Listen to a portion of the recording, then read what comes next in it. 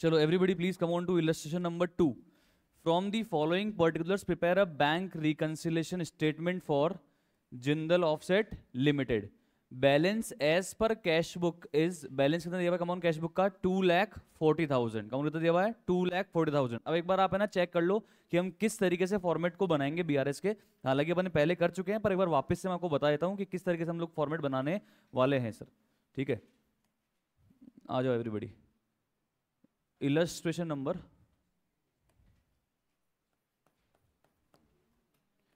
2. ऊपर लिखेंगे bank, fair out करो साथ साथ में, बैंक रिकंसिलेशन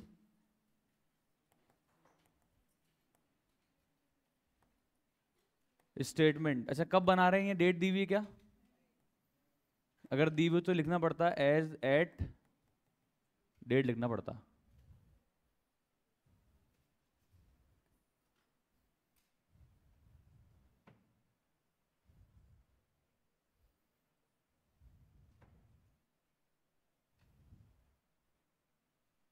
अब हम लोग दोस्तों अमाउंट के दो कॉलम बनाएंगे, एक तो प्लस आइटम के लिए और एक माइनस आइटम्स के लिए.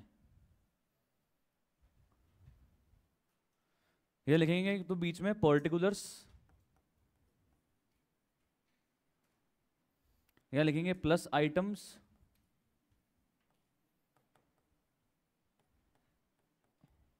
यहां लिखेंगे माइनस आइटम्स. ये रिकॉग्नाइज फॉर्मेट है बीआरएस का.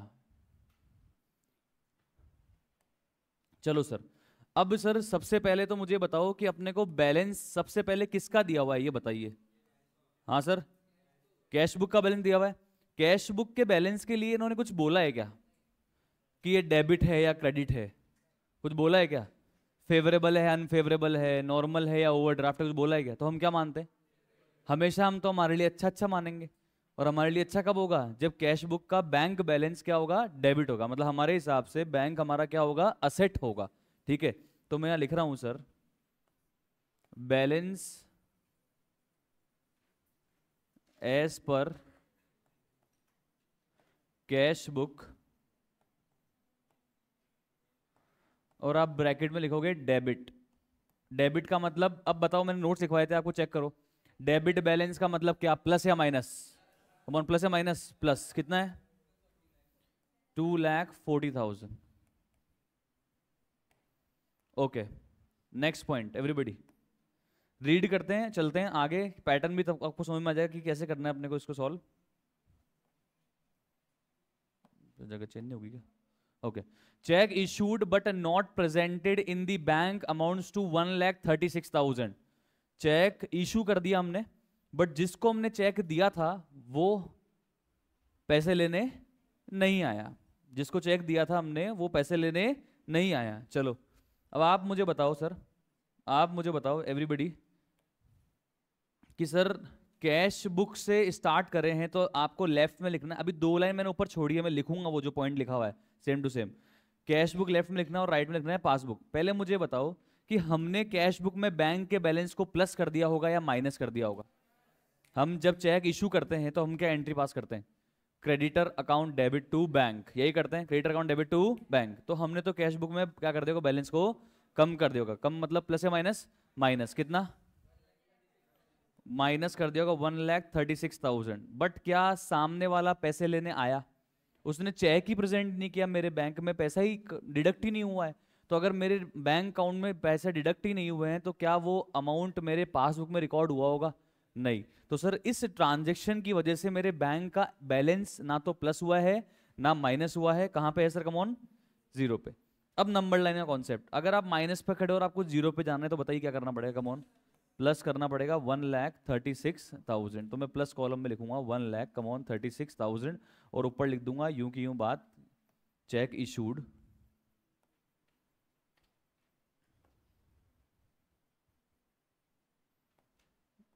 बट नॉट येट प्रेजेंटेड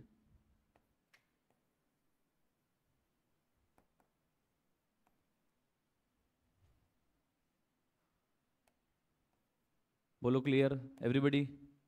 समझ में आ रहा है क्या सर? जहां से शुरू किया है ना उसको लिखना है आपको लेफ्ट में, जहां जाना है उसको लिखना राइट में. अब -36,000 पे खड़े हैं, मेरे को जीरो पे जाना है, तो क्या करना पड़ेगा कि जीरो पे आ जाए? Sir plus 1,36,000, normal number line mathematics है। Second point, third point everybody, third point, check हमने बैंक में डिपॉजिट तो कर दिए थे, बट हमारे बैंक अकाउंट में एक्चुअल में पैसा नहीं आया। फटाफट लिखते हैं इसको everybody. Check deposited but not yet cleared. अच्छा एक बात बताओ, जब हम चेक डिपॉजिट करते हैं बैंक में तो हम हमारी कैश बुक में क्या एंट्री करते हैं एवरीबॉडी? हम हमारी कैश बुक में क्या एंट्री करते हैं everybody? Bank account debit to cash. Cheque एक ने बोला सब बोलने लग गए, वाह, कि इधर से आवाज आई bank account debit to cash, तो उधर आते आते bank account debit to cash, bank account debit to cash. आज के युवाओं क्या कर रहे हो? सुनी सुनी बातों विश्वास करते हो? मैंने अगर आप अगर मेरे डेटर हो, आपने मुझे एक चेक दिया आज और मैंने उसको बैंक में डिपॉजिट कर दिया आज के आज, तो मैं क्या एंट्री पास करूंगा? Bank account debit to debtor ही तो करूंगा यार, कैश कहां से आ गया? Bank account debit to debtor. तो चलो खैर कुछ भी, आप सर आपने एंट्री करी तो बैंक को आपने डेबिट करा है, बैंक को डेबिट करा इसका मतलब कैश बुक में आपने बैंक का बैलेंस को बढ़ाया है, प्लस किया। कमोन क्या किया है? प्लस किया। कितना किया बताओ फटाफट से? 90,000 प्लस कर दिया कैश बुक में। क्या ये मनी, क्या ये चेक क्लियर होके मेरे बैंक अकाउंट में एक्चुअल में मनी ऐड हुई है क्या? ये पैसा मेरे बैंक में क्लियर होके आया है क्या? नहीं आया। तो पासबुक में एंट्री की होगी बैंक वालों ने, करी होगी क्या? सर बैंक वालों ने पासबुक में एंट्री नहीं करी होगी, तो पासबुक कहां पे? कमोन जीरो पे। लगाओ बुद्धि। आप प्लस 90,000 पे खड़े हो, आपको जीरो पे जाना है, क्या कर दें? माइनस।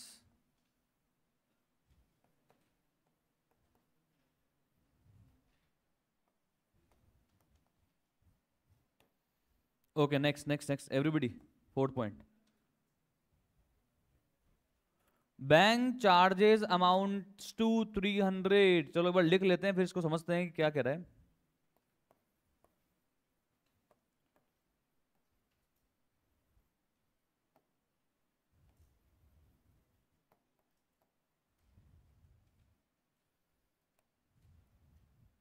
इसको मैं से लिखूंगा, bank charges deducted by bank, bank ने मेरे बैंक अकाउंट से बैंक चार्ज डिडक्ट कर दिए, बट क्या उसको मैंने रिकॉर्ड किया होगा कैश बुक में? अरे क्या किया होगा? अरे सर किया होता तो फिर डिफरेंस ही क्यों आता, और डिफरेंस ही नहीं आता तो बीआरएस में क्यों आता? अब बीआरएस में आरएस का मतलब मैंने उसको कैश बुक में रिकॉर्ड नहीं किया है। मैंने आपको बताया था किन ट्रांजेक्शन की वजह से डिफरेंस आता है। सर ऐसे ट्रांजेक्शन जो कैश बुक में रिकॉर्ड हो गए पर पासबुक में नहीं हुए, पासबुक में हो गए पर कैश बुक में नहीं हुए। तो सर अगर बैंक चार्ज डिडक्ट कर दिए होंगे बैंक ने, तो बताओ वो कहाँ रिकॉर्ड हो गए होंगे? बताओ वो कहाँ रिकॉर्ड होंगे? कम ऑन, वो पासबुक में बैंक वालों ने रिकॉर्ड किए होंगे या अपन ने रिकॉर्ड कर लिए? सर पासबुक में बैंक वालों ने रिकॉर्ड कर लिया होगा, मेरे बैंक के बैलेंस को माइनस कर दिया होगा, बट क्या कैश बुक में रिकॉर्ड किया? नहीं। तो बताना जरा, लेफ्ट में कैश बुक ही लिखनी है क्योंकि अब मैंने शुरू कहां से किया question? Come on, cash book. तो लेफ्ट में लिखूंगा कैश बुक और राइट पे लिखूंगा पासबुक। बताओ इसका इफेक्ट कैश बुक में क्या हुआ? सर कुछ नहीं हुआ, जीरो।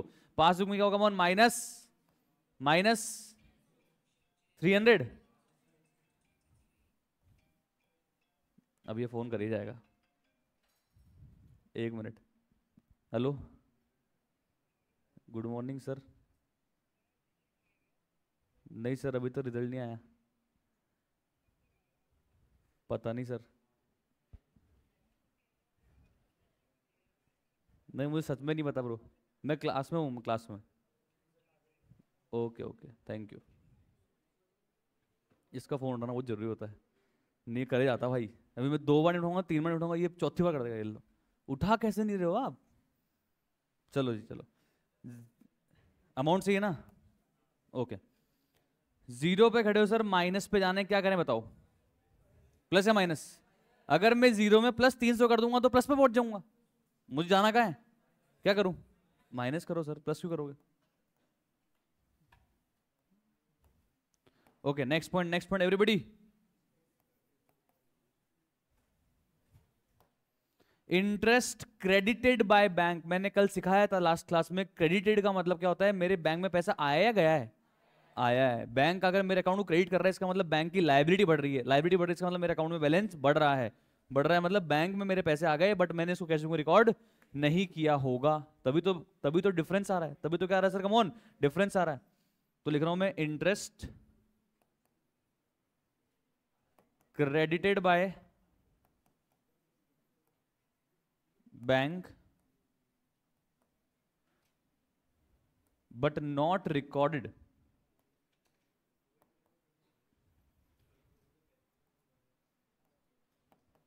हाँ, कहाँ रिकॉर्ड नहीं हुआ, कैश बुक में रिकॉर्ड नहीं हुआ। चलो अपन तो लेफ्ट में तो एक बार लिखेंगे कैश बुक और राइट में लिखेंगे पासबुक। कैश बुक में रिकॉर्ड नहीं हुआ तो कैश बुक कहाँ पे है, इस ट्रांजेक्शन की वजह से कोई इफेक्ट नहीं है, जीरो। पर पासबुक में मतलब मेरे बैंक में तो बैलेंस बढ़ा होगा ना, कितना, 1250। बताओ भैया, जीरो पे खड़े हो, +1250 पे जाना है, बताओ बताओ, +1250।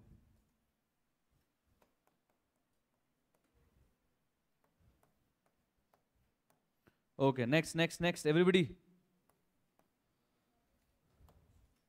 अच्छा अब तो सर अब कुछ नहीं है सर, अभी हो गया ये खत्म, अभी तो सर अभी तो ये हो गया सर, ट्रांजेक्शन सारे खत्म हो गए सर। ओके, अब अपने को निकालना है बैलेंस एज पर पासबुक कितना आ रहा है। भाई तो चलो इसमें क्वेश्चन में दिया हुआ है, पर अपन तो अपने हिसाब से निकालें, है कि नहीं। अगर अपन ने प्लस माइनस किया है, पासबुक के हिसाब से प्लस माइनस किया है, तो वो बैलेंस कितना आना चाहिए वो देखते हैं। तो क्या करना है आपको, सबसे पहले टोटल लगा लो सर। टोटलिंग बताओ, प्लस की कितनी आ रही है, 3,77,250। बताना माइनस में कितनी आ रही है, 90,300।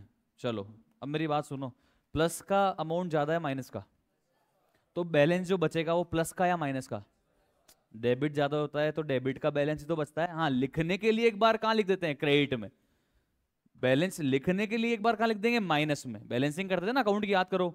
तो सर लिख कितने, कितना बैलेंस सर, 2,86,950। लिखा जरूर मैंने माइनस आइटम वाले कॉलम में है ये, पर ये बैलेंस है कौन सा वाला, ज्यादा था कौन सा, प्लस। तो ये प्लस का बैलेंस है, 2,86,950।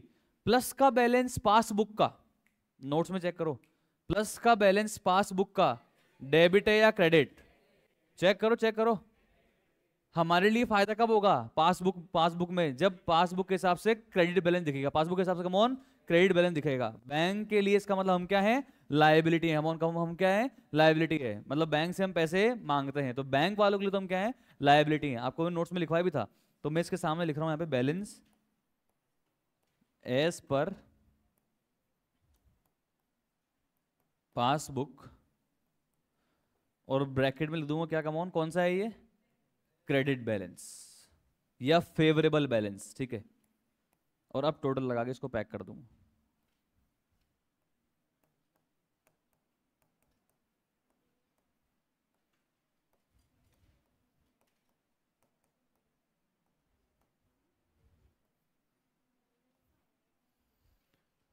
Agreed, easy, everybody. Next illustration, illustration number third, everybody। समझ में आ गया, पहले ये बता दो, समझ में आ गया क्या ये बताओ। क्लोज कर दिया आपने, कोई कोई लिख रहे हैं क्या, वापस दिखाऊं स्क्रीन, कर दिया, कहाँ लिखा, करो करो, लिखो लिखो, ये लो कर लो।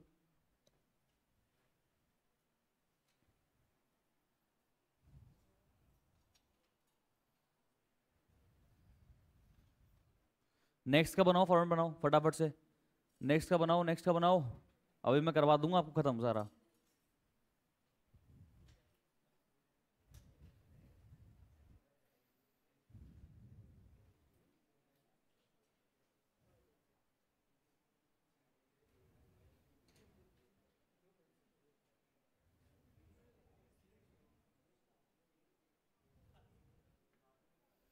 ओके हो गया सर ये वाला, balance as per passbook credit लिखने का माइनस वाले आइटम के कॉलम में, ताकि टोटल बराबर आ जाए। पर ये बैलेंस है कौन सा, प्लस का, इसलिए यहाँ पे मैंने क्या लिखा है, credit. Okay easy, okay next, bank reconciliation statement, reconciliation,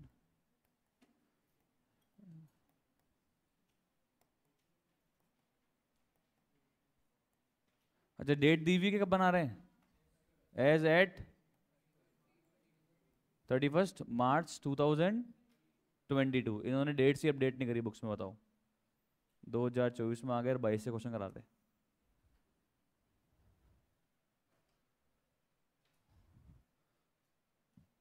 बताओ यार, 2024 के 4 महीने खत्म हो गए।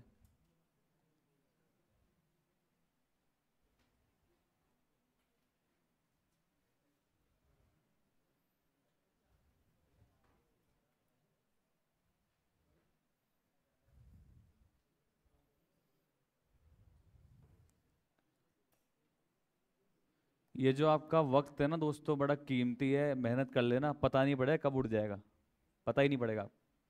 ऐसा लगता है अभी की बात है, 12th करके आए थे 2013 के अंदर, 12th हुई 2024 में खड़े हैं, 11 साल हो गए 12th करे हुए। मेहनत करना आप लोग, क्योंकि वक्त तो चलेगा।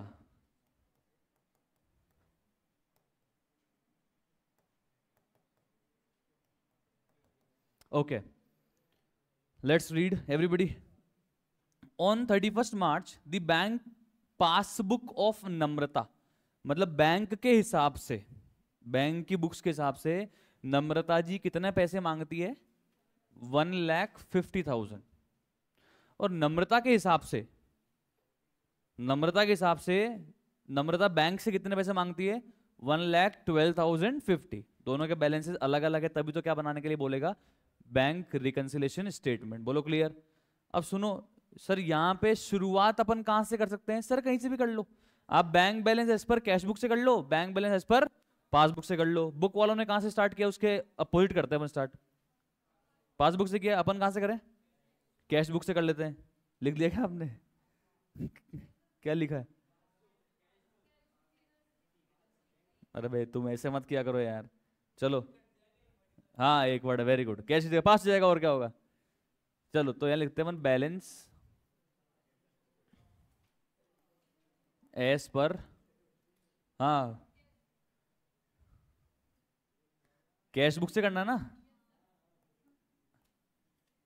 बैलेंस एस पर कैश बुक। सर डेबिट दिया हुआ था, क्रेडिट दिया हुआ था? सर जब कुछ भी नहीं बोला होता ना, तो कैश बुक का फेवरेबल बैलेंस मानते हैं और पासबुक का भी कौन सा मानते हैं? फेवरेबल ही मानते हैं हम तो। कैश बुक का डेबिट और पासबुक का क्रेडिट, कुछ भी नहीं दिया होता है तो। और प्लस आइटम ही होते हैं। कितना रुपए दिया हुआ था ना? 1,12,050। ओके, अब रीड करते हैं सर ट्रांजेक्शन्स को और आगे चलते हैं। She has issued cheque amounting to 80,000 out of which only 32,000 were presented for payment. ठीक है, लिखते हैं अपन इसको पहले, फिर समझाता हूं मैं आपको। चेक इशूड बट नॉट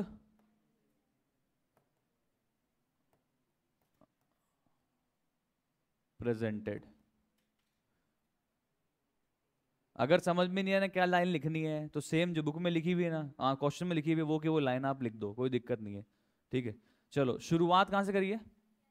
तो लेफ्ट में लिखेंगे कैश बुक, ये अपने खुद के नोट्स होते हैं, और राइट में लिखेंगे पासबुक। बताना जी अपन ने कितने रुपए के चेक इशू किए थे? 80,000। अपन जब चेक इशू करते तो एंट्री का पास करते हैं, कस्टमर को चेक देते हैं, कस्टमर टू बैंक। अपने कस्टमर को अपन पैसे भी देंगे, ले ले पैसे ले जा, गुड्स भी ले जा, पैसे भी ले जा, मेरी जीत भी ले जा, हार भी ले जा, सब ले जा तू। हाँ, creditor account debit to bank, मतलब हम हमारे कैश बुक में बैंक के बैलेंस को क्या कर देते हैं? कम, माइनस। कितना कितना माइनस किया होगा? 80,000। अच्छा, एक्चुअल में कितने पैसे लेने आया मेरा क्रेडिटर?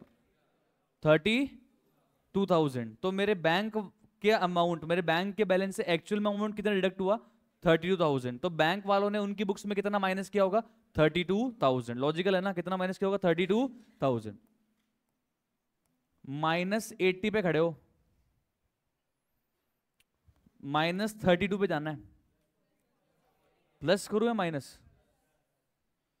अगर और माइनस कर दूंगा, मानो समझो, मैं अगर मान लो माइनस करता हूं 10,000 समझना, तो -80 में -10,000 और करूंगा तो कहां पहुंच जाओगे? -90 पहुंच जाओगे। अपने को तो इधर -90 पे, -100 पे, -150 पे नहीं जाना, अपने को कम पे जाना है, तो क्या करना पड़ेगा मोहन? प्लस करना पड़ेगा। बेसिक नंबर लाइन का रूल है sir.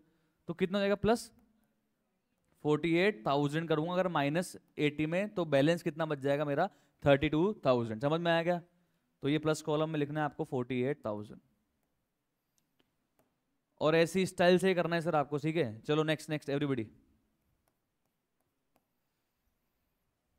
She received a check of 5,000 which she recorded in her cash book but forgot to deposit in the bank। अच्छा, नम्रता जी को किसी ने चेक दिया होगा, डेटर ने, कस्टमर ने, ठीक है? तो उन्होंने क्या किया कि उनको लगा कि यार आज शाम को मैं बैंक में चली जाऊंगी, डिपॉजिट कर ही दूंगी ये चेक। तो उन्होंने क्या किया, एंट्री तो पास कर दी, bank account debit to customer. अपन तो जिस दिन एंट्री पास करते हैं ना, जिस दिन अपन ने चेक एक्चुअल में जमा कराया, पर उन्होंने एंट्री तो पास कर दी, पर जब वो जा रही थी बैंक में एक्चुअल में चेक को ड्रॉप करने, डिपॉजिट करने, तो किसी का बीच में कॉल आ गया, कोई काम हो गया, भूल गई, नहीं डाला। तो अब एक बात बताओ, आपने चेक डिपॉजिट ही नहीं कराया तो बैंक में आया होगा? बैंक में पैसा आया होगा क्या? तो कायदे से तो मुझे कैश बुक में भी प्लस नहीं करना चाहिए था बैलेंस। भाई मैंने जब चेक डिपॉजिट ही नहीं किया, तो मैं कैश बुक के अंदर bank account debit to customer entry कैसे कर सकता हूं? समझो आप। पर मैंने तो गलती से कर दिया। अब कर दिया तो कैश बुक का बैलेंस कहां पे दिख रहा है, प्लस या माइनस? प्लस। कम पे दिख रहा है प्लस पे। पर क्या ये पैसा पासबुक के अंदर, बैंक के अंदर आया होगा? नहीं। कैश बुक कहां पे दिखेगी? प्लस, और पासबुक जीरो। आप प्लस पे खड़े हो और जीरो पे जाना है तो माइनस। आ जाओ लिख के करते हैं एक बार।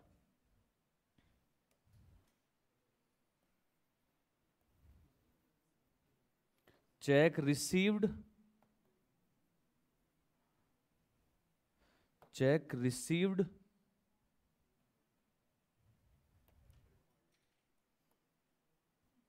and recorded in cash book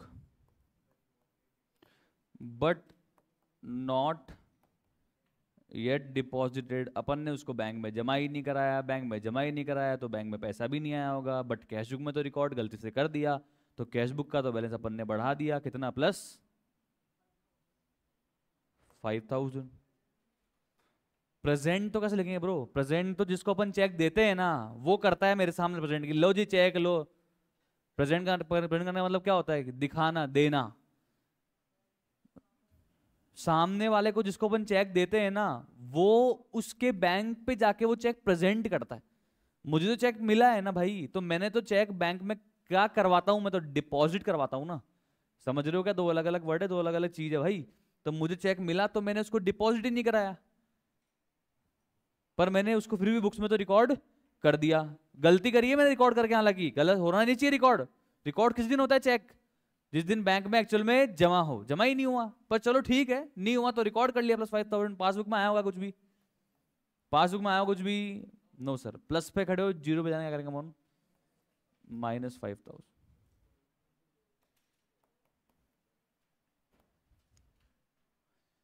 कोई डाउट है क्या इसमें? बताओ, any doubt? Hello? Okay next. A check of 22,000 deposited by her has not yet been cleared। हाँ तो ठीक है, इस बार इसने चेक जमा करवा दिया था, बुक्स में रिकॉर्ड भी कर लिया कैश बुक के अंदर, पर एक्चुअल में चेक क्लियर ही नहीं हुआ। क्लियर नहीं हुआ तो पासबुक में कोई भी अमाउंट नहीं रिकॉर्ड हुआ है। सिंपल सी बात है। आ जाओ लिखते हैं, check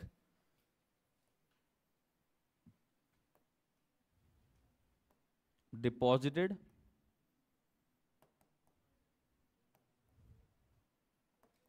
but not yet cleared. अब चेक जमा कराया है तो बट ऑफ वैसी बात है, कैश बुक में तो रिकॉर्ड किया ही होगा। क्या एंट्री करी होगी बताना? क्या एंट्री करी होगी बताना? Bank account debit to customer या debtor. Bank account debit to customer या डेटर। कैश बुक में तो मैंने प्लस कर लिया, कैश बुक तो मैंने क्या कर लिया? अमाउंट प्लस कर लिया। पर क्या पासबुक में इसकी कोई एंट्री हुई?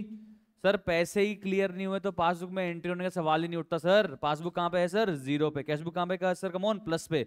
प्लस पे खड़े हैं, जीरो पे जाना है, क्या करूंगा सर? -22,000 कर दूंगा। कहां पहुंच जाऊंगा सर? जीरो पे। बोलो क्लियर एवरीबॉडी? कोई डाउट है क्या सर? समझ में आ रहा है? Okay next. Mister Gupta 15,700 mister Gupta ji ने नम्रता जी के बैंक अकाउंट में जमा करा दिया। बैंक में पैसे आ गए,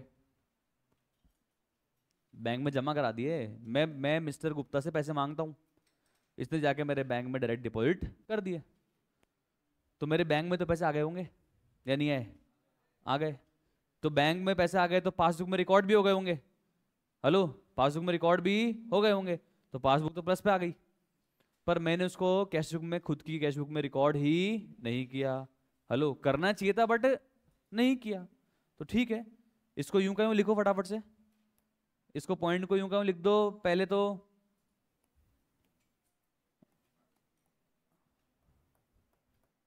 पासबुक में तो आ गए पैसे 15,700,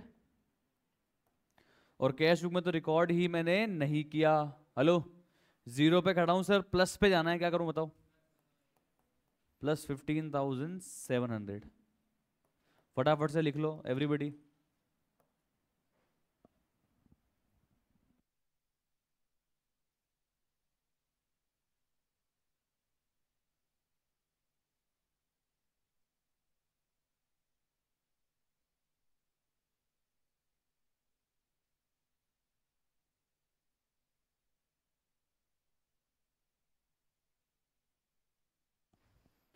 लिख लिया sir everybody?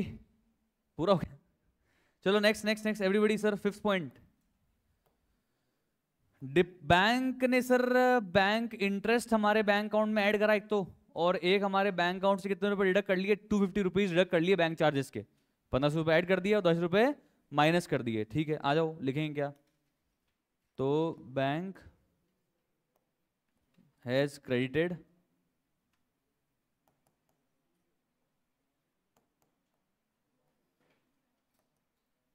interest or of rupees 1500 and debited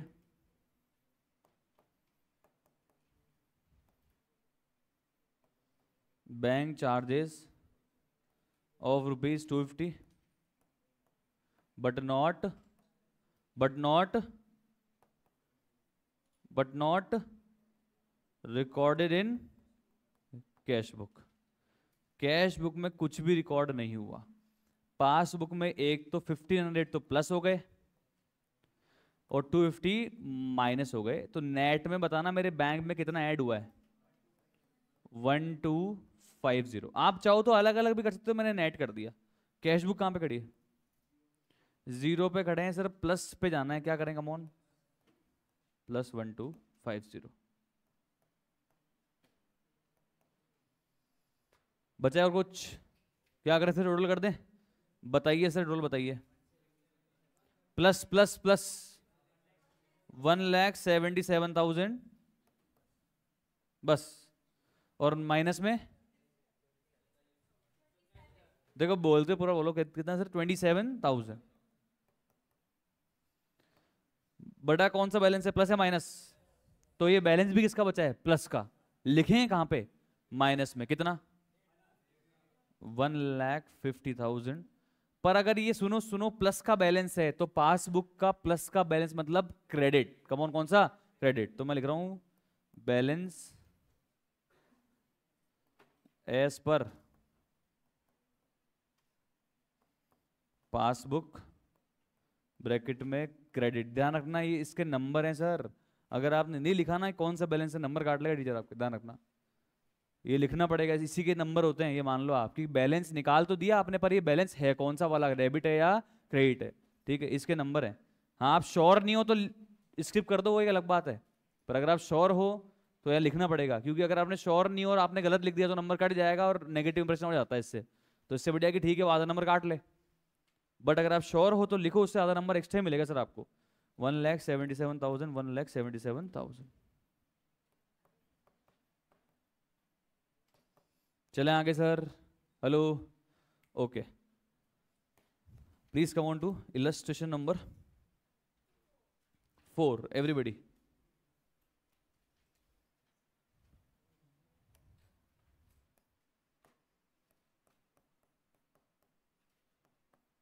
bank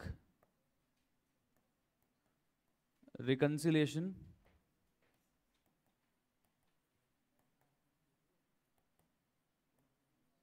statement as at 31st December 2022, ठीक है।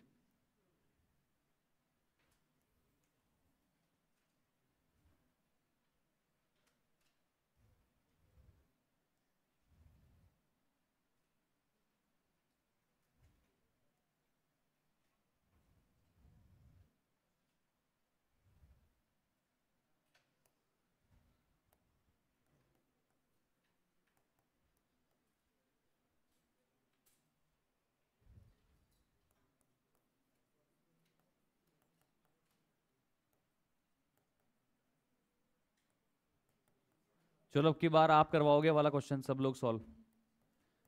बताइए सर, स्टार्टिंग में कौन सा बैलेंस हमको दिया हुआ है? Come on everybody. सर आपको कैश बुक का बैलेंस दिया है, पर इस बार तो ओवरड्राफ्ट बैलेंस दिया है। ओवरड्राफ्ट का मतलब प्लस या माइनस? माइनस। ठीक है, तो कोई बात नहीं, लिखते हैं, आ जाओ। Balance as per cash book. दोस्तों डेबिट है क्रेडिट है? डेबिट है क्रेडिट है? क्रेडिट है इस बार। कितना है सर? 6340। 6340, बोलो क्लियर। बस माइनस आइटम में लिख दो, बाकी सब ट्रीटमेंट सेम है। बाकी कोई चेंज का कोई भी फर्क नहीं आएगा। जो कॉन्सेप्ट से भी, जो कॉन्सेप्ट से अभी अपन ने इलस्ट्रेशन 2 और 3 किया था, सेम कॉन्सेप्ट से करेंगे सर। लेफ्ट में वही कैश बुक रखनी है, राइट में वही पासबुक रखनी है, कुछ भी चेंज नहीं करना है। ठीक है, चलो पॉइंट बताओ अगला। Interest on overdraft. ये क्या होता है? ओवरड्राफ्ट क्या होता है? क्या? लिमिट से ज्यादा पैसे ले लिए? वाह, बैंक्स की लिमिट से ज्यादा पैसे निकाल दिया आपने। वाह यार। अकाउंट ये कितने सिखा दिया? वाह। बोला सबसे सेफ पासबुक का नेगेटिव बैलेंस। बोले हम क्यों होता है? अरे मैं बोल रहा हूँ भाई, बैंक ओवरड्राफ्ट क्या होता है?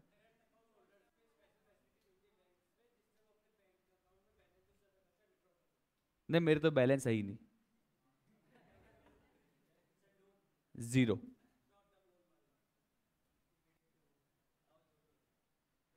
देखो सुनो, पहले सुन लो, ये होते क्या है, अपन पढ़ रहे हैं भाई। देखो सर, बैंक है ना, बैंक अलग अलग पर्पसेस के लिए लोन देती है, अलग अलग पर्पसेस के लिए।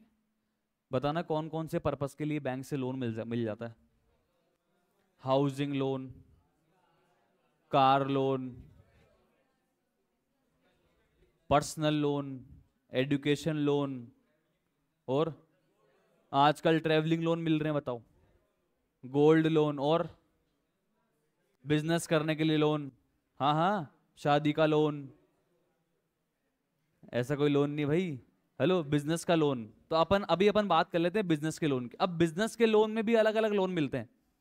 बिजनेस के लोन में भी अलग अलग लोन मिलते हैं, नहीं शॉर्ट टर्म लॉन्ग टर्म की बात नहीं कर रहा सर। अलग अलग बिजनेस में भी अलग अलग पर्पसेस के लोन मिलते हैं। जैसे बिल्डिंग बनाने के लिए लोन दिया आपको, है कि नहीं है? या मान लो आप कोई बिजनेस के अंदर प्लांट एंड मशीनरी लेकर आ रहे हो, उसके लिए लोन दिया आपको बैंक ने, समझना आप। मान लो आप बिजनेस के अंदर आपको वर्किंग कैपिटल रिक्वायरमेंट को पूरी करने के लिए आपको लोन दिया, शॉर्ट टर्म लिक्विडिटी को फुलफिल करने के लिए जो लोन दिया, वो होते हैं working loans, working capital loans. समझ रहे हो? बिजनेस के अंदर आपको रूटीन बिजनेस करने के लिए पैसा दे सकता है, बिजनेस में कोई एसेट लाने के लिए पैसा दे सकता है, बिजनेस में कोई एसेट बनाने के लिए पैसा दे सकता है। तो ये तरह के लोन, बहुत तरह के लोन मिलते हैं। Tractor loan, farm loan, farming loan, अलग अलग तरीके के लोन है। मतलब आप जब पढ़ लिख कर, कभी हो सकता है कि भाई मान लो सीए बन के आप बैंकिंग फील्ड में जाओगे नहीं तो जॉब करने के लिए, तो आप देखोगे कि बैंक तो बहुत, मतलब बहुत समुंदर की तरह बड़ा है बैंकिंग फील्ड। मतलब इतनी चीजें हैं जो सुनी नहीं है अपन ने, कभी सोची नहीं है ना, वो सब चीजें होती है बैंकिंग फील्ड के अंदर। समझ रहे हो आप? तो सर बैंक क्या करती है, बिजनेस को एक लोन देती है उसकी वर्किंग कैपिटल रिक्वायरमेंट के लिए। किसके लिए कमॉन? वर्किंग कैपिटल रिक्वायरमेंट के लिए बिजनेस लोन मिलता है। कौन देता है लोन? बैंक।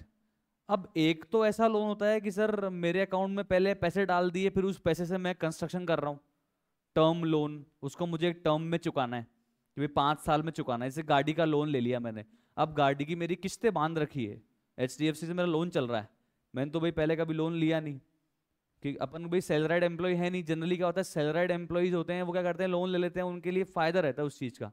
ठीक है, इनकम टैक्स में बेनिफिट मिलता है, हाउसिंग लोन में बेनिफिट मिलता है इनकम टैक्स के अंदर। तो अपन ने कभी लोन लिया नहीं, कभी जरूरत पड़ी भी नहीं, तो गाड़ी लेकर आया, तो मैंने कहा इतना पैसा तो कहाँ से दें, वो लेते ही नहीं कैश में इतना पैसा, और अपने पास तो कैश है कि नहीं, एक नंबर भी है भाई अपने पास में बैंकिंग मनी भी है, और कैश कैश के फॉर्म में मनी आती है, फीस कलेक्शन कैश में भी होता है। ठीक है, और एक सर्टेन लिमिट तक अगर मेरे पास में फीस आती है तो मुझे जीएसटी रजिस्ट्रेशन नहीं करवाना है। ठीक है सर।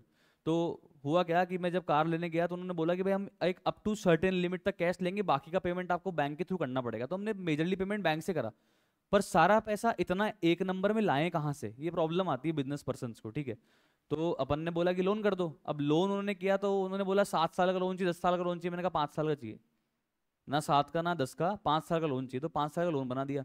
अब हर महीने लगभग 20,000 रुपये मेरे अकाउंट से डिडक्ट होते हैं, 20,000 रुपये के आसपास हर महीने की 5 तारीख को। अभी आने वाली है 5 तारीख, परसों डिडक्ट हो जाएंगे ऑटो डेबिट। मैंने इंस्ट्रक्शंस दे रखे हैं बैंक को। हाँ हाँ, स्टार्टिंग में जब बैंक ने मुझे वो लोन दिया था तो बैंक ने मुझसे प्रोसेसिंग फीस भी ली थी उस लोन को प्रोसेस करने की, 7-8 हज़ार रुपये लिए थे मुझसे। तो बैंक की प्रोसेसिंग फीस भी लगती है स्टार्टिंग में, और फिर बैंक मुझसे हर महीने किस्त लेता है।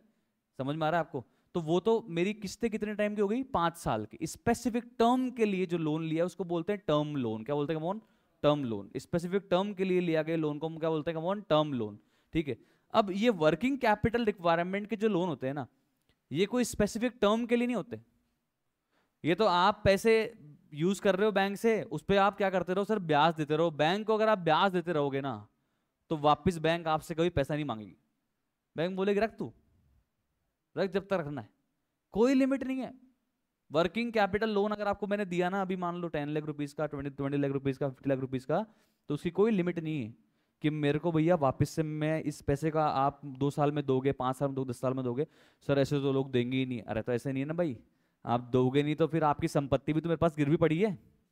इतना कोई आसान नहीं है बैंक से लोन लेना भैया, डॉक्यूमेंटेशन होता है। बैंक इनफैक्ट कई बैंक में हमने इरेगुलरिटीज देखी है कि खाली पेपर पर साइन करा लेते बैंक। और जिस समय अपने को लोन की रिक्वायरमेंट होती है ना, अपन ना आओ देखते हैं ताव देखते हैं, लग धमाधम साइन, बता कहाँ साइन करना है, बता फटाफट। आदमी उस समय अपने डेथ सर्टिफिकेट पर साइन करते भाई, मतलब मजाक की बात है ये, पर कहीं पे साइन करा लो उससे आदमी को। जब उस समय पैसे चाहिए होता है ना किसी को, धंधे के लिए या किसी भी चीज के लिए, कहीं पे साइन करने तैयार हो जाता है वो। देखना चाहिए, एजुकेशन इसलिए लेते रहते हैं अपन कि भाई अपन साइन का कर रहे हैं। ठीक है। तो होता क्या है कि सर अपन लोन ले लिया बैंक से, अपन ने किसके लिए लोन लिया? वर्किंग कैपिटल रिक्वायरमेंट के लिए। कौन किसके लिए? वर्किंग कैपिटल रिक्वायरमेंट्स के लिए लोन लिया। अब वर्किंग कैपिटल रिक्वायरमेंट में ना सर, वैसे तो बहुत सारे लोन आते हैं, मैं बात कर रहा हूं यहाँ पे 2 लोन्स की। एक तो होता है कैश क्रेडिट, इसको बोलते हैं शॉर्ट में सीसी, और एक होता है ओवरड्राफ्ट, इसको बोलते हैं शॉर्ट में ओडी। बैंक क्या करती है ना, मुझे ये फैसिलिटी प्रोवाइड करती है। अब ये फैसिलिटी कैसे प्रोवाइड करती है? तो बैंक मुझे एक लिमिट दे देती है, जिस लिमिट तक मैं बैंक से पैसे ले सकता हूं, बैंक से पैसे यूज कर सकता हूं। मेरे बैंक में कुछ पैसा नहीं है, अकाउंट नया खोल दिया, मेरा नया ओडी अकाउंट उन्होंने खोल दिया, अकाउंट में बैलेंस 0। बैंक ने 50 लाख नहीं डाले मेरे अकाउंट में, बैंक ने तो बोला ये रहा आपका अकाउंट, अकाउंट में बैलेंस 0। ठीक है। अब उस बैंक के अकाउंट से मैं कितने भी पैसे निकाल सकता हूं, कितने भी, या लिमिट तक? लिमिट तक। अब मान लो कि बैंक ने मुझे लिमिट दे दी भैया 50 लाख, 50 लाख के बैंक ने मुझे क्या दे दी कमॉन? लिमिट दे दी। मेरे बैंक अकाउंट में 50 लाख डाल दिए या लिमिट दे दी? लिमिट दे दी। अब जितना मुझे जरूरत होगी उतना मैं पैसे निकाल लूंगा। अब मान लो मैंने 10 लाख यूज किए, मान लो मैंने 20 लाख यूज किए, मान लो मैंने 30 लाख यूज किए, तो ब्याज 50 लाख पे लगेगा या जितने यूज कर उस पर लगेगा? जितने यूज पर उस पर लगेगा। कुछ समझ में आ रहा है क्या? हेलो, बैंक ने मुझे 50 लाख की लिमिट दी है, पर मैंने यूज होना कर ली पैसे सारे। जितना पैसा बैंक से लूंगा यूज करने के लिए, उतने पे क्या लगेगा सर? ब्याज लगेगा, इंटरेस्ट लगेगा। सिंपल सी बात है, सिंपल सी गणित है। अभी कई बिजनेस ओनर्स के अलग अलग बैंक से क्या होते हैं, लिमिट ले तो लेते हैं वो, पर पैसे की जरूरत पड़ती ही नहीं, तो वो उसको यूज ही नहीं करते। पर इतने बड़े बड़े, इतने नामी बिजनेस पर्सन या बिजनेस हाउसेज होते हैं जिनको कभी बैंक मना ही नहीं करता, उनकी क्रेडिबिलिटी इतनी खतरनाक होती है, उनके पास सामान इतना पड़ा है कि उनको बैंक लोन देने के लिए उनके घर पे जाता है, बोले सर लोन ले लो प्लीज, आप लोन लोगे तो हमारा। इज्जत बढ़ जाएगी हमारी बाजार में कि इस बिजनेस वाले ने हमसे लोन लिया है। ऐसा होता है, लिटरली बता रहा हूँ आपको, मतलब ऐसा होता है। तो कमॉन, मैंने क्या करा कर सर, मैंने क्या करा, एक लिमिट ले ली, कितने रुपए की, 50 लाख रुपए की। क्या मेरे बैंक अकाउंट में पैसे आ गए, या जितना जितना मैं यूज कर सकता हूँ लिमिट तक उतना उतने ब्याज लगेगा, या पूरे 50 पे लगेगा? पैसे आ गए, या मैं यूज कर लूंगा तब यूज कर सकता हूँ मैं, मतलब अभी जरूरत नहीं है मुझे पैसे की, सर मैं जितना यूज करूंगा उतने पैसे निकाल सकता हूँ, पर मेरे बैंक अकाउंट में भी एक्चुअल में कोई पैसे उन्होंने दिए नहीं है। बोलो क्लियर? घर बनाने के लिए लोन लोगे ना, घर बनाने के लिए लोन, तो पहले बैंक में पैसा आएगा और फिर उस पैसे को आप यूज करोगे। यहाँ पे बैंक में, बैंक अकाउंट में मेरे पैसे नहीं डाला, इन्होंने बोला ये लो जीरो खाता है, आप कितने निकाल लो, जितने आपकी क्या है लिमिट, जितनी कमाउंट क्या है आपकी लिमिट। अच्छा सुनो, ऐसा नहीं है कि ये कभी आपका खाता बंद नहीं करते हैं, बंद करते हैं। आपके डॉक्यूमेंट मांगते हैं लगातार रेगुलर कि आपका स्टॉक कितना है आपके पास, डेटर कितने हैं आपके पास में, comment to check the limit, कि भाई आपकी इतनी है भी कि नहीं कि आप हमसे इतना लोन ले रहे हो। पता पड़ा कि आपने तो सारा स्टॉक ही बेच दिया। भाई वर्किंग कैपिटल रिक्वायरमेंट के लिए लोन लिया है, क्या होते हैं working capital formula? Working capital का formula current asset minus current liability. अब करंट एसेट में ये दो ही एसेट को करंट मानते हैं, बाकी को तवज्जो नहीं देते, दो ही, स्टॉक और डेटर, स्टॉक और डेटर, ठीक है, स्टॉक और डेटर। और करंट लायबिलिटी में एक ही को मानेंगे लायबिलिटी, क्रेडिटर, बस। तो ये क्या करते हैं, stock plus debtor minus creditor करके आपकी एक ड्रॉइंग पावर निकालते हैं। क्या निकालते हैं कौन? ये जो लिमिट है ना, लिमिट, ये तो है सैंक्शनड लिमिट।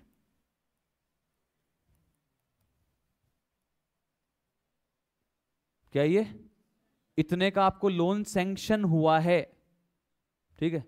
क्या पूरा 50 निकाल सकते हो? नहीं, एक और लिमिट होती है इसी के बाद में, इसको बोलते हैं डीपी, ड्राइंग पावर लिमिट।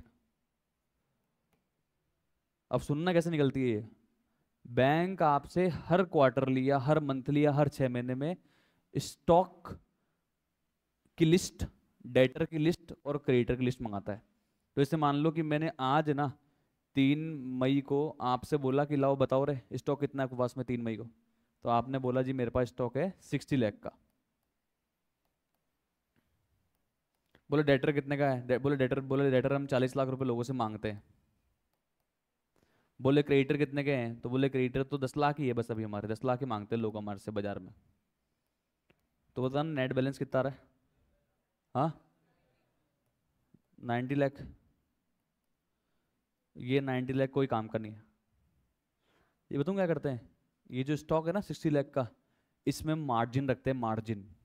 कभी भी आपको 40 लाख का लोन लेना है ना, तो आप 40 लाख की संपत्ति गिरवी रख के 40 लाख का लोन नहीं पा सकते।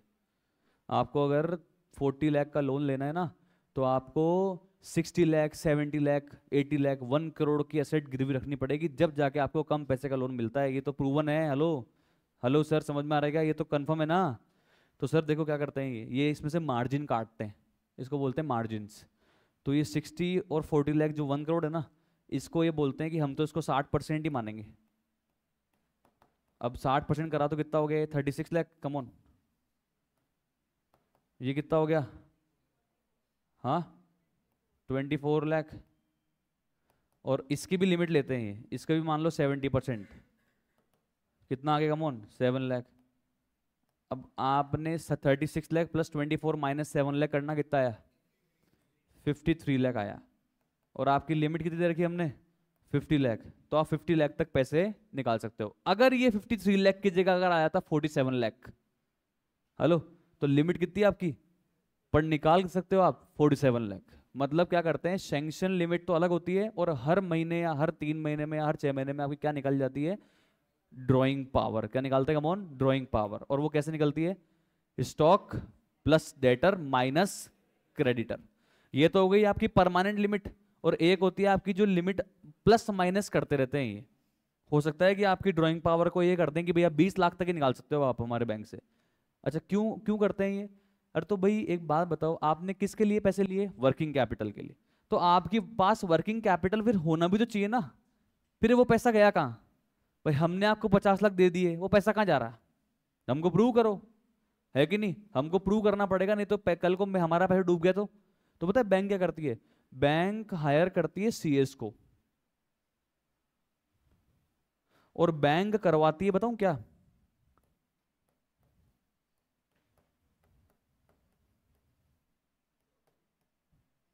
Stock audit.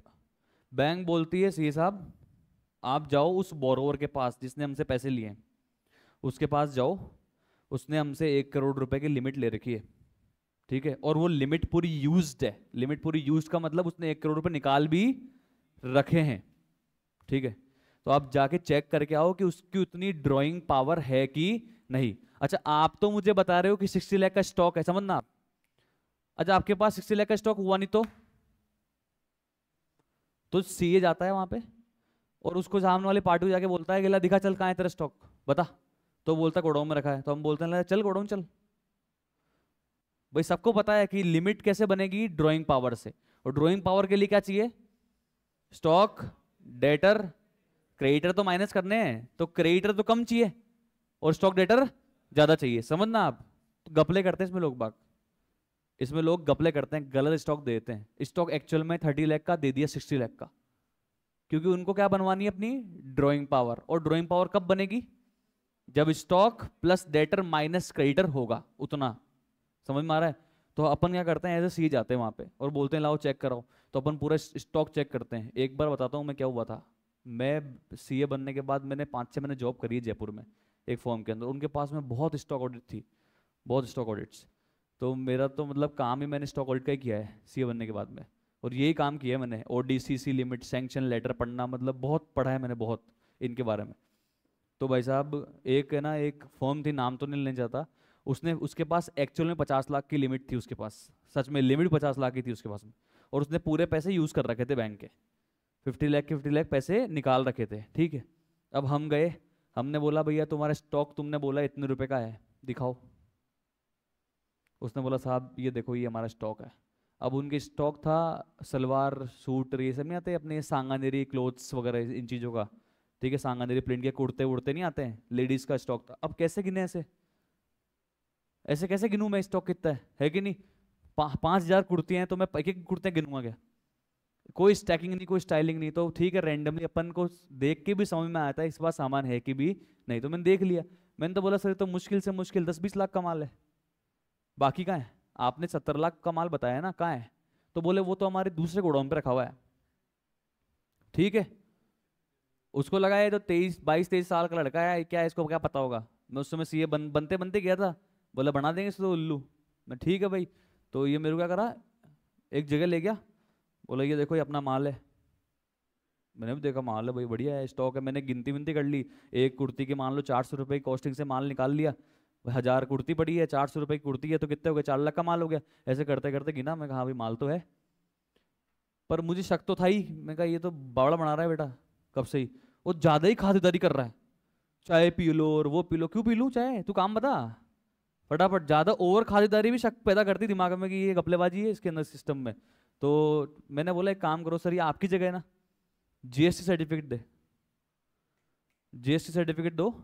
और जीएसटी सर्टिफिकेट में ये जो आप जगह दिखा रहे हो ना आप, ये उस इसका एड्रेस वो जीएसटी सर्टिफिकेट में मेंशन्ड होना चाहिए, तभी तो मानूंगा कि ये आपकी जगह है।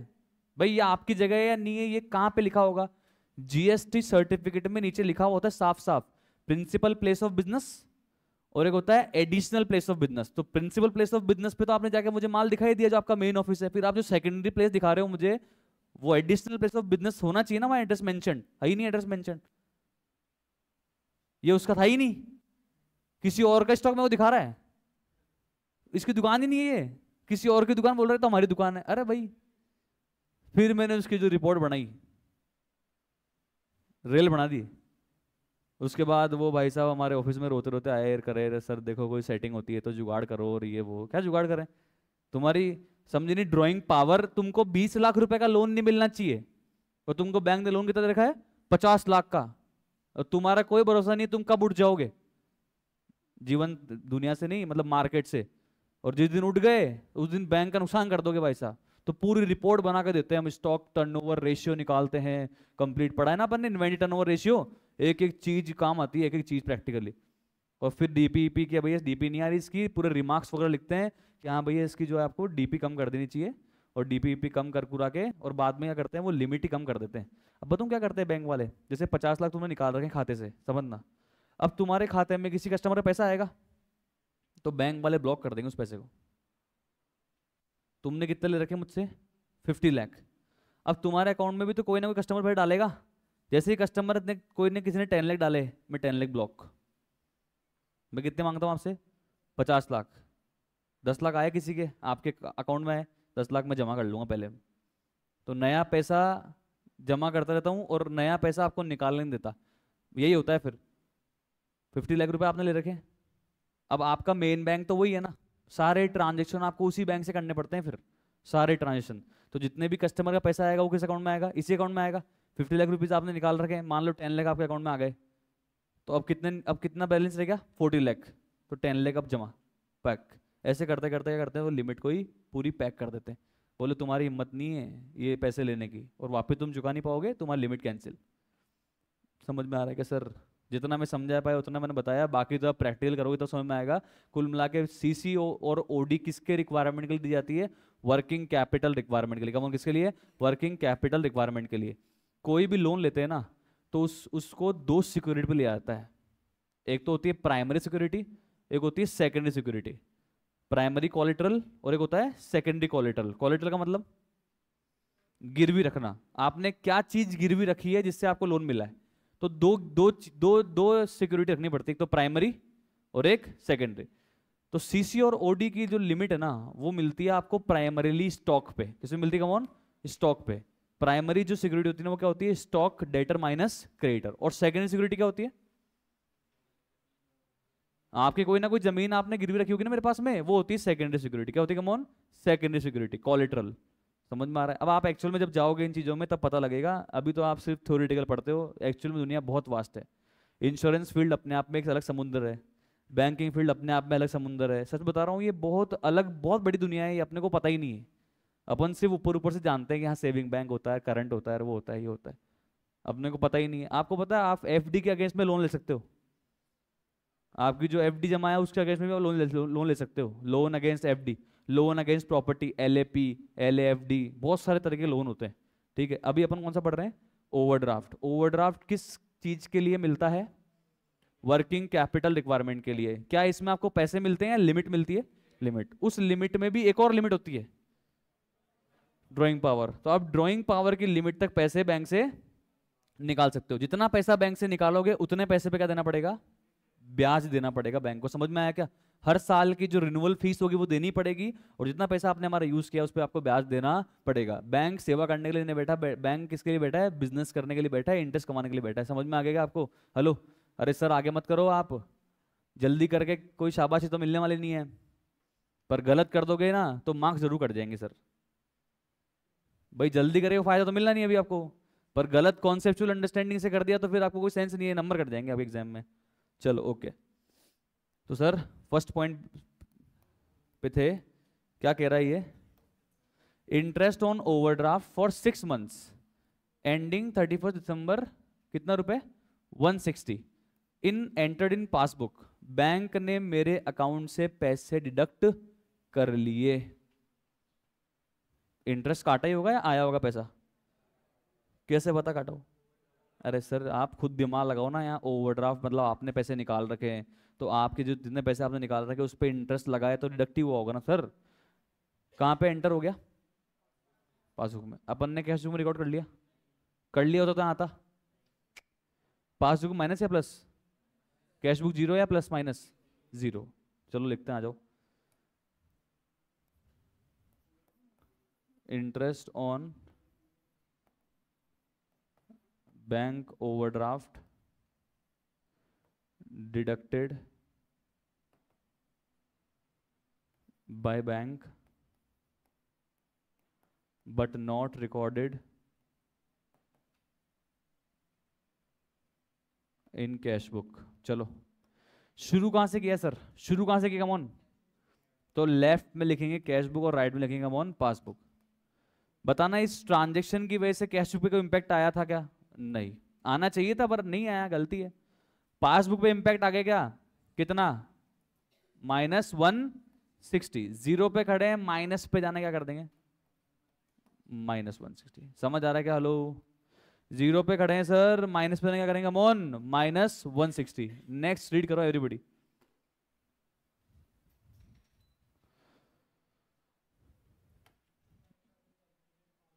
Bank charges debited in passbook, simple, आ जाओ लिखते हैं sir. Bank charges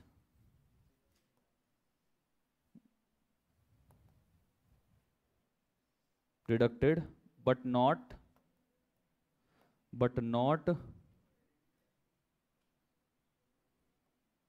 recorded in cash book। Cash book तो जीरो पे है और पासबुक माइनस कितना, 400। हाँ जी, बताना बताना भाई, दगड़ा जी जीरो पे खड़े हैं, माइनस पे जाने का करें, -400।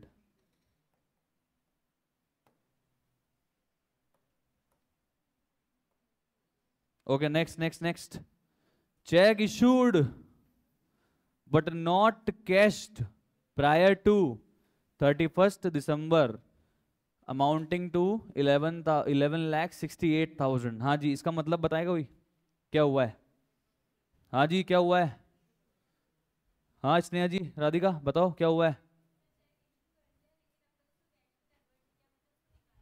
मतलब सामने वाला पैसे लेने नहीं आया, सामने जिसको मैंने चेक दिया था क्रेडिटर को, उसने चेक प्रेजेंट ही नहीं किया बैंक में, तो कैश बुक में प्लस माइनस हुआ है क्या? क्योंकि सर अपन तो चेक जब इशू कर देते तभी अपन तो क्या करते हैं, कैश बुक में रिकॉर्ड कर लेते हैं, एंट्री माइनस कर दिया होगा, पर पासबुक में कुछ इंपैक्ट आया सर, अभी तक पैसे डिडक्ट नहीं हुए तो बैंक बैलेंस कम नहीं हुआ। बोलो क्लियर? आ जाओ फटाफट लिखते हैं, चेक इशूड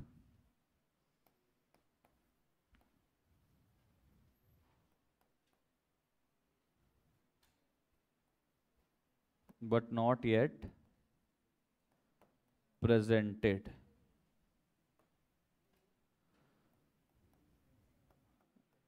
कैश बुक में तो -11,68,000, क्या पासबुक कुछ हुआ है? नहीं।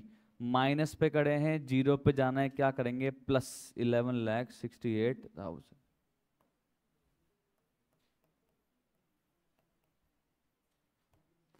समझ आ रहा है क्या sir? Hello, okay next. Cheque paid into bank but not cleared, sir simple है तो। चेक पेड इनटू बैंक का मतलब, पेड इनटू बैंक का मतलब, पेड का मतलब, पेड मतलब होता है डिपॉजिटेड, लिख लो फटाफट बुक में। पेड का मतलब होता है डिपॉजिटेड, डिपॉजिट तो करवा दिया चेक हमने बट वो क्लियर नहीं हुआ। Check deposited into bank but not yet cleared.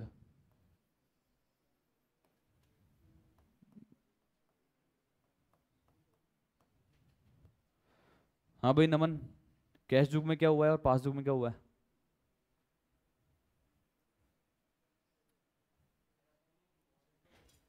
Cash book में प्लस हुआ है, माइनस हुआ है, पासबुक में प्लस हुआ है, माइनस, क्या हुआ है? कैश बुक में प्लस हो गया पक्का? सर हमने चेक जमा कराया होगा तो हमने तो बैंक अकाउंट डेबिट डेटर की एंट्री पास कर दी होगी ना। हेलो, चेक जमा कराया झगड़ा जी, इशू नहीं किया है, चेक जमा करवाया है तो एंट्री क्या हुई होगी, bank account debit to customer या डेटर। हमने तो कैश बुक में बैलेंस को प्लस कर दिया, कितना,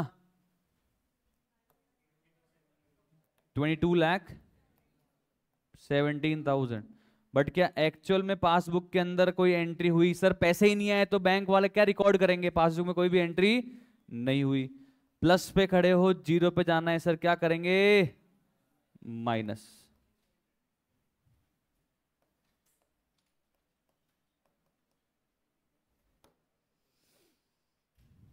okay last, interest on investments. Okay okay okay, बताओ भाई, अपन ने कोई इन्वेस्टमेंट कर रखे हैं? अच्छा, इन्वेस्टमेंट्स पे अपने को क्या मिलता है, इंटरेस्ट मिलता है या देते हैं अपन? मिलता है।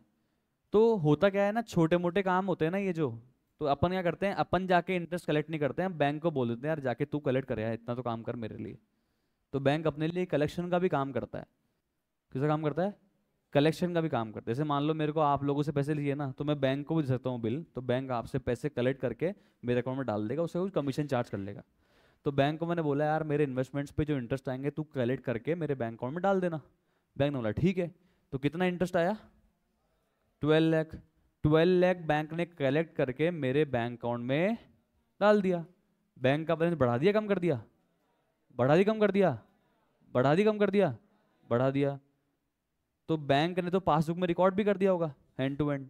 पासबुक में क्या कर दिया? मेरे बैलेंस को प्लस कर दिया। क्या ये चीज मैंने कैश बुक में रिकॉर्ड करी?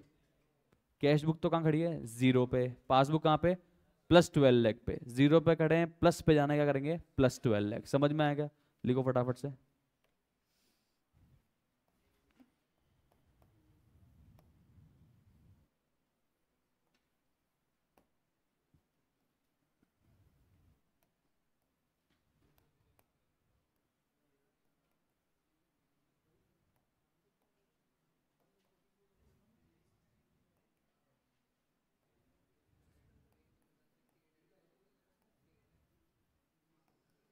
But not recorded in cash book. Cash book में तो कोई एंट्री नहीं करी, पासबुक में प्लस कर दिया 12 लाख। जीरो पे खड़े हैं, प्लस 12 लाख पे जाना है। क्या करेंगे सर? प्लस 12 लाख करेंगे, सिंपल। ये कर दिया प्लस 12 लाख।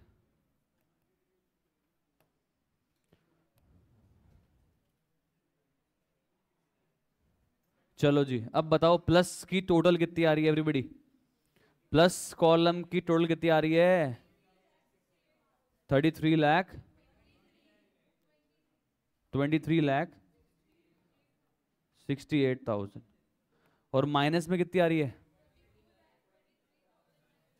22,09,00।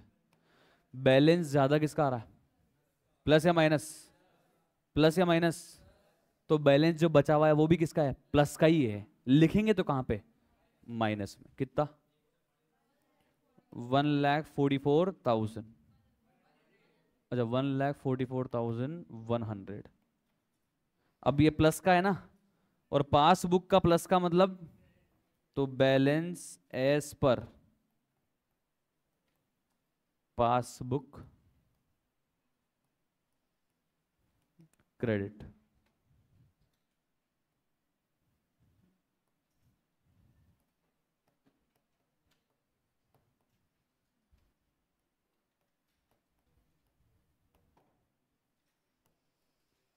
समझ आया क्या? बोलो सर, एवरीबॉडी। ओके। इन्होंने इस बार प्लस माइनस से करा।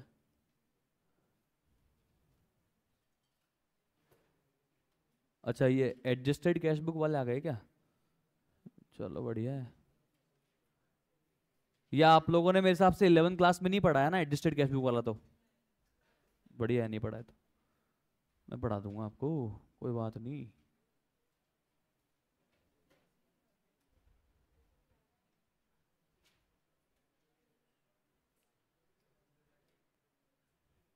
चलो रफ कॉपी निकालो गाइस, प्लीज रफ कॉपी निकालो। Close your books. Illustration number 10 try करो। बुक्स बंद, इलस्ट्रेशन नंबर 10 ट्राई कर रहे हो आप सभी?